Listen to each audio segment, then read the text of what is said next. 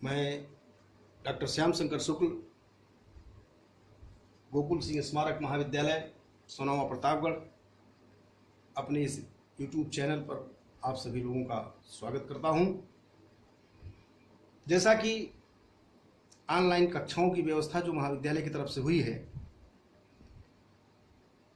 ऐसे में सर्वप्रथम मैं चाहता हूं कि अपने चतुर्थ सेमेस्टर वाले DLED के प्रशिक्षुओं को कम से कम उनका सिलेबस बताना जरूरी है।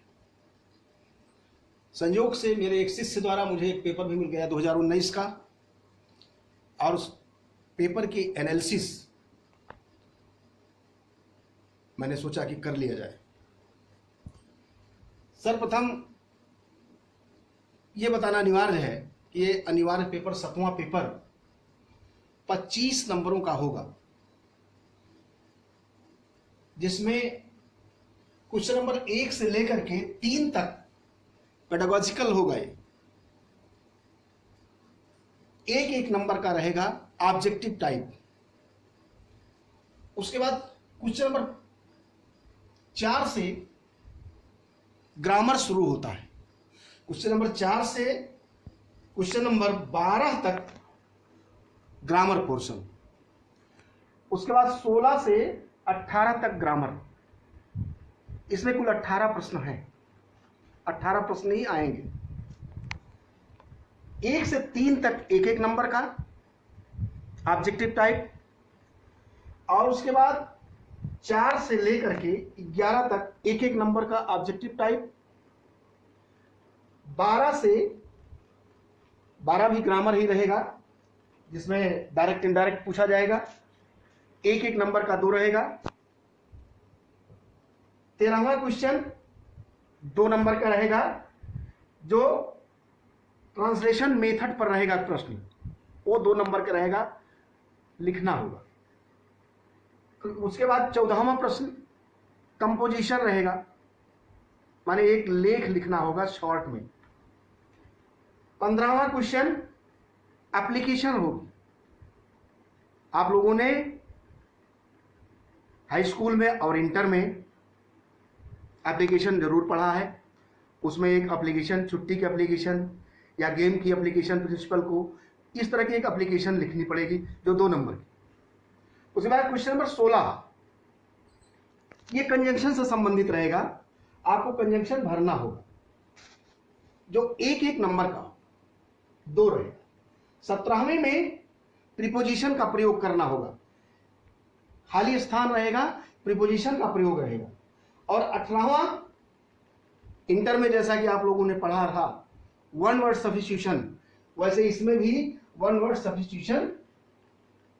एक शब्द दिया, एक वाक्य दिया रहेगा, उसका एक शब्द आपको लिखना होगा, 1 वर्ड सब्स्टिट्यूशन।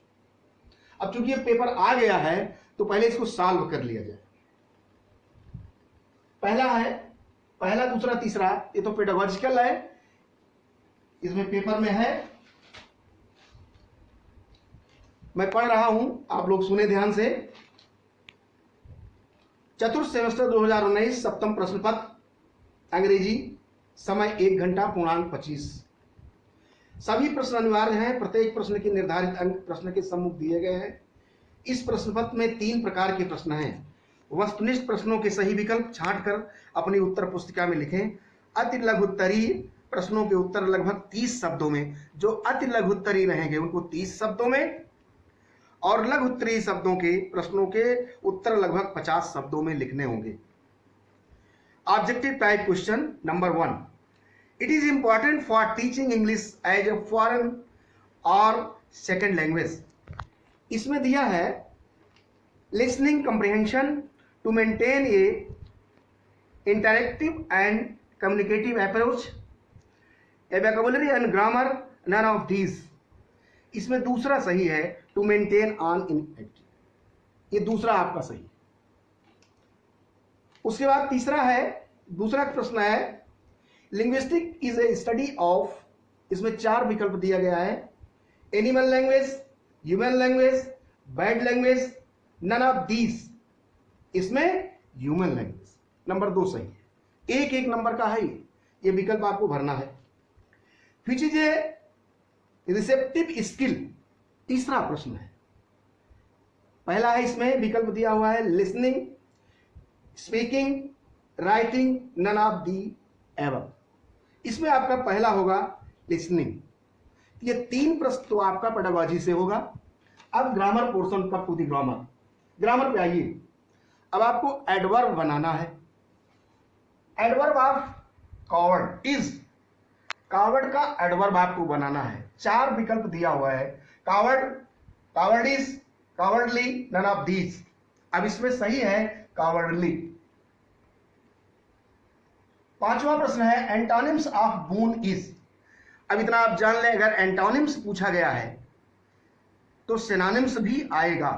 कभी एंटोनिम्स पूछते हैं, कभी सिनोनिम्स पूछते हैं, कभी पर्यायवाची पूछते हैं, कभी समानार्थी पूछते हैं, विलोम पूछते हैं, कभी विलोम पूछते हैं, कभी पर्यायवाची पूछते हैं।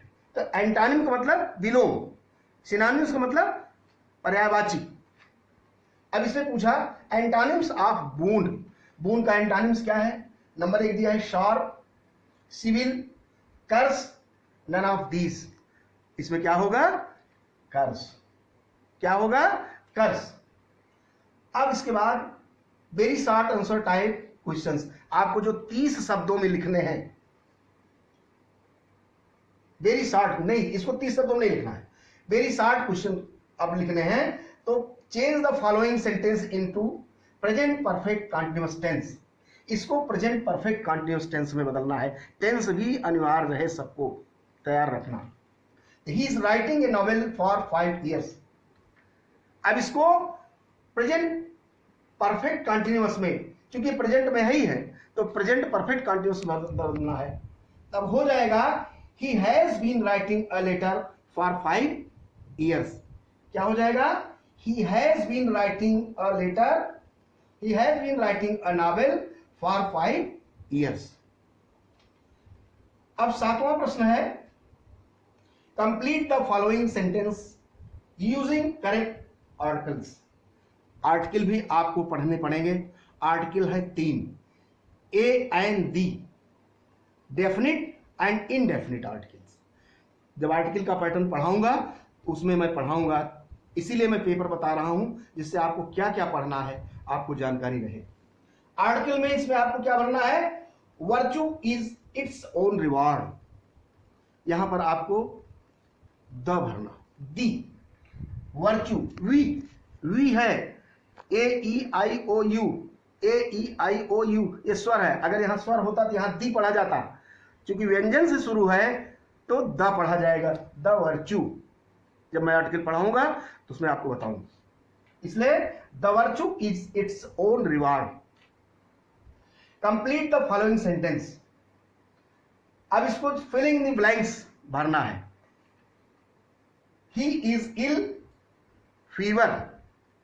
आपको इसमें प्रीपोजिशन यहां भी भरना है, तो यहां क्या भरा जाएगा? With fever, with fever, he is ill with fever. अब 9वां प्रश्न आता है कंप्लीट द फॉलोइंग सेंटेंस। ये भी टेंस से ही संबंधित है। प्रश्न क्या है? ही हैड, उसके बाद खाली स्थान है, he had dancing for 2 hours। अब यहां क्या होगा? He had been dancing for 2 hours। 10वां प्रश्न है करेक्ट द फॉलोइंग सेंटेंस। वाक्य अशुद्ध लिखा गया है, उसको आपको शुद्ध करना पड़ेगा। यह 10वां प्रश्न रहेगा, इसी तरह से ही प्रश्न आएगा। 10वां प्रश्न है correct the following sentence. Walk carefully लेस्ट you may fall. यहां इतना जान लीजिए, जहां लेस्ट का प्रयोग होता है उसके बाद मे का प्रयोग नहीं होता, वहां शुड का प्रयोग होता है। तो walk carefully लेस्ट you should fall, walk carefully लेस्ट you should fall. Clear हो गया? अब आगे हम चलते हैं फिल द करेक्ट वर्ड। अब आपको इसमें शुद्ध वाक्य भरना है, शुद्ध शब्द भरना है, करेक्ट वर्ड। ये भी फिल इन दी ब्लैंक्स ही है। ही क्वेरेड, खाली स्थान, ए ट्रिवियल मैटर। ही क्वेरेड ए ट्रिवियल मैटर, यहां पर होगा ओवर। ही क्वेरेड ओवर ए ट्रिवियल मैटर। अब शॉर्ट आंसर टाइप क्वेश्चंस जो 30 शब्दों में आपको लिखना होगा, 30 शब्दों में, 30 शब्दों में लिखना होगा।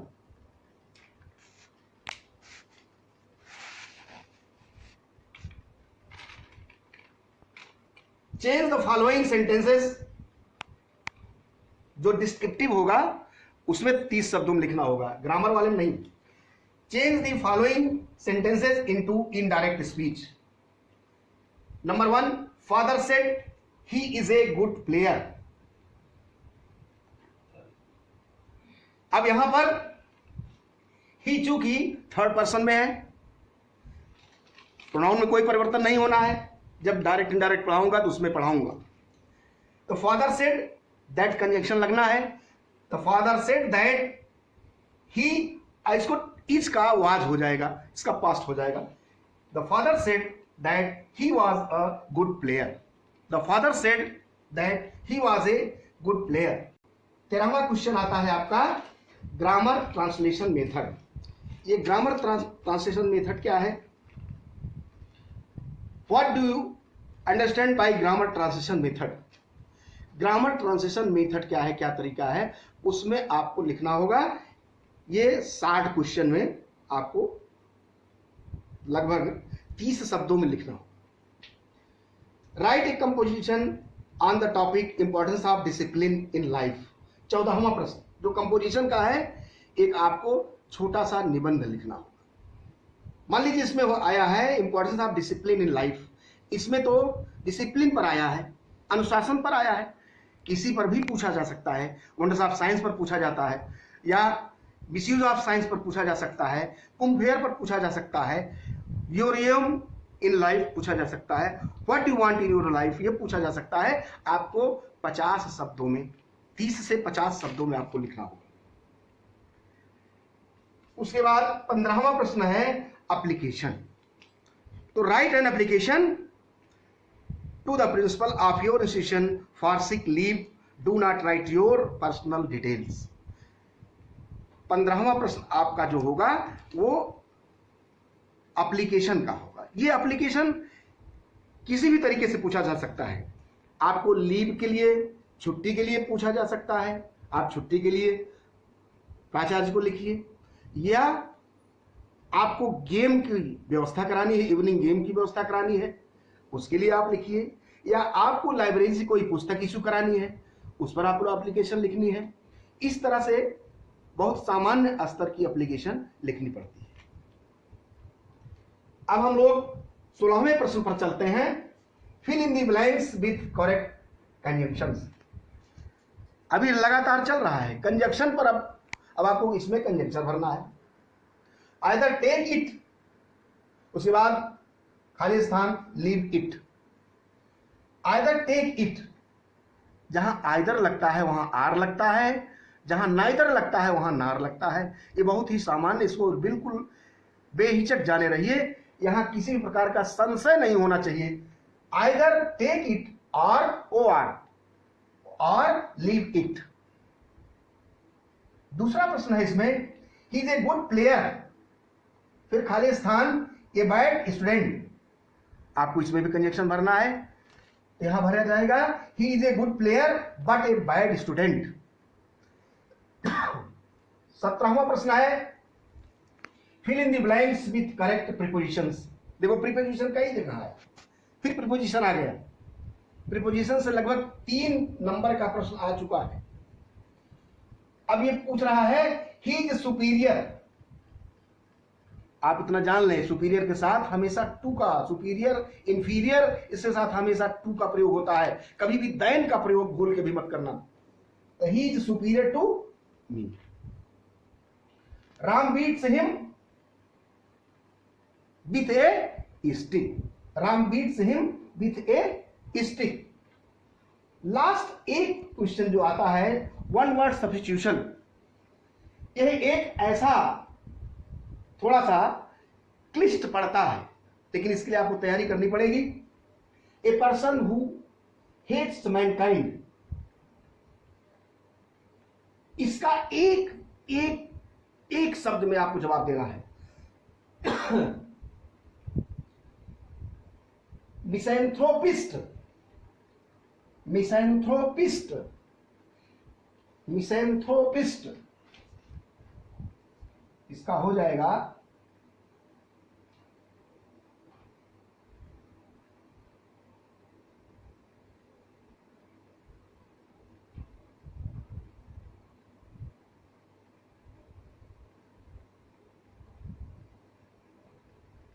मिसैंथ्रोपिस्ट, ये इसका हो गया। और दूसरा है a medicine that kills germs, a medicine that kills germs, इसका हो जाएगा जर्मिसाइड।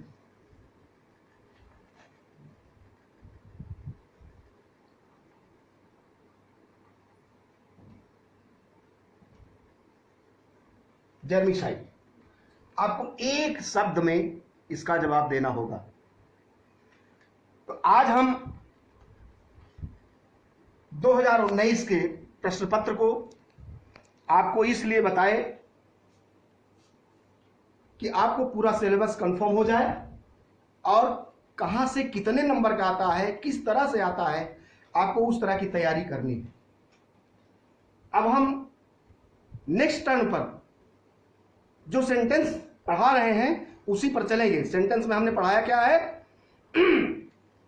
सेंटेंस में हमने सिंपल सेंटेंस पढ़ाया है।